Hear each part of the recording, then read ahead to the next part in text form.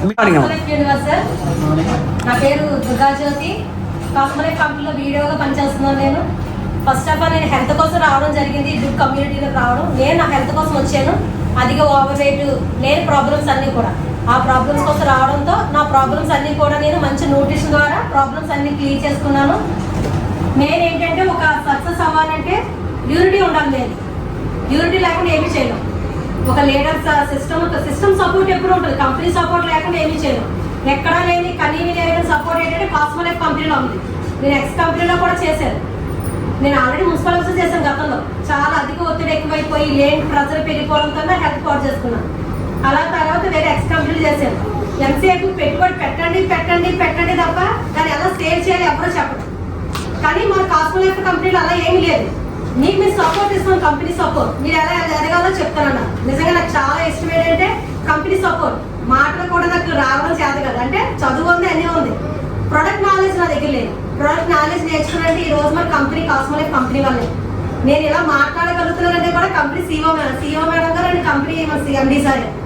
ఎప్పుడు మామూలుగా కూర్చుంటారు మేడం సార్ అనేవారు. నవ్వుండే మేడం, నవ్వుతే బాగుంటారు, మీరు నవ్వుతేనే కదా అని అనేవారు.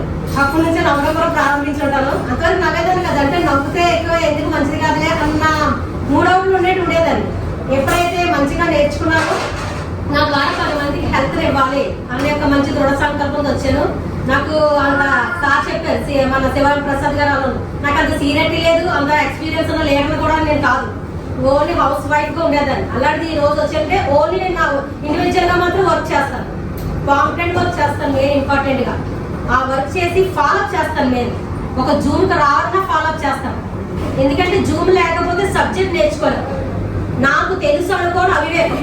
తెలుసుకోవాలి నేర్చుకోవాలన్నా నిత్య విద్యార్థి. నేను ఎప్పుడు నిత్య విద్యార్థిని అనుకుంటాను. ఎప్పుడు నేర్చుకోవాలని అనుకుంటాను. తెలియని సబ్జెక్ట్ నేర్చుకుంటాను. ఏదో తెలియదు ఉంటే సీఓ మేడం అడుగుతాను, లేకపోతే ఎవరైనా ఎవ్రీథింగ్ ఎవరైనా అడిగి నేను తెలుసుకుంటాను. అలా జూమ్ ద్వారా ఈ రోజు నేను సబ్జెక్ట్ తెలుసుకున్నా. నా దగ్గర నాకు ఏం తెలుసు ఆ సబ్జెక్ట్ నా లీడర్స్ అందించడం జరుగుతుంది. అందుకే ఎవరు రాకపోయినా ఫోన్ చేస్తాను, కంపల్సరీ జూమ్ అటెండ్ అవ్వండి, మీకు తెలియని విషయాలు తెలుస్తాయి. ఎందుకంటే మనతో ఆగిపోకూడదు ఈ జర్నీ. చాలా మంది హెల్త్ ఇష్యూలో చాలా మంది ప్రాబ్లమ్స్ సఫర్ అవుతున్నారు నా చుట్టుపక్కలే. సార్ మీటింగ్ 10 మెంబర్స్ అంటే నా ఫస్ట్ లైన్ 10 మెంబర్స్ మీటింగ్ పెట్టాలి. ఆ 10 మెంబర్ మిగిలిన తీసుకొస్తారు అంతే. సార్ మీరు ఎప్పుడంటే అప్పుడు రెడీ సార్. క్లాప్స్ అండి, క్లాప్స్. ఓకే, ఈ కమిట్మెంట్ అనేది నేను తీసుకుంటున్నా మీ నుంచి మేడం. నెక్స్ట్ మంత్ మీతో ఒక బోర్డ్ మీటింగ్ పెడతాం మీ టీంతో.